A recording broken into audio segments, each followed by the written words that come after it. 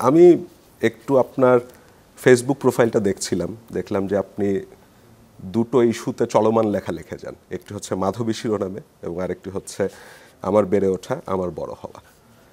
তো সেখানে আমি দেখলাম যে আপনি আপনার পরিচয় দিচ্ছেন আইনজীবী ও রাজনৈতিক কর্মী। তো একটু যদি আপনাকে জিজ্ঞাসা করি যে আপনি আসলে কোন দলের রাজনৈতিক কর্মী, কিংবা একজন অ্যাটর্নি জেনারেলের কি রাজনৈতিক কর্মী হবার সুযোগ আছে নাকি? রাজনৈতিক কর্মী, প্রথম কথা হলো যে কোনো দলের হতে হবে এমন কোনো কথা নেই। আচ্ছা। দ্বিতীয়ত হলো অ্যাটর্নি জেনারেলের রাজনৈতিক দলের সদস্য হতে বা কোনো দলের প্রতিনিধিত্ব করতে আইনগত কোনো বাধা নেই। অ্যাটর্নি জেনারেলের প্রথম পরিচয় হলো সে একজন আইনজীবী।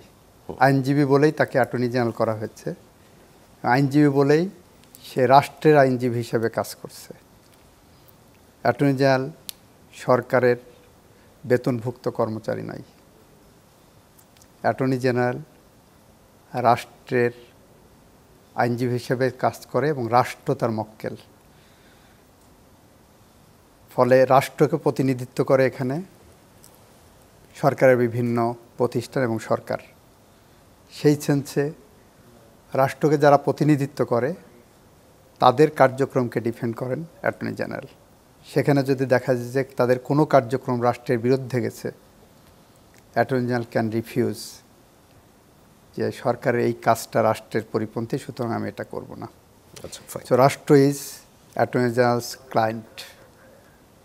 সেই কারণে রাজনৈতিক কর্মী বা রাজনৈতিক নেতা হতে, সদস্য হতে বাধা নেই।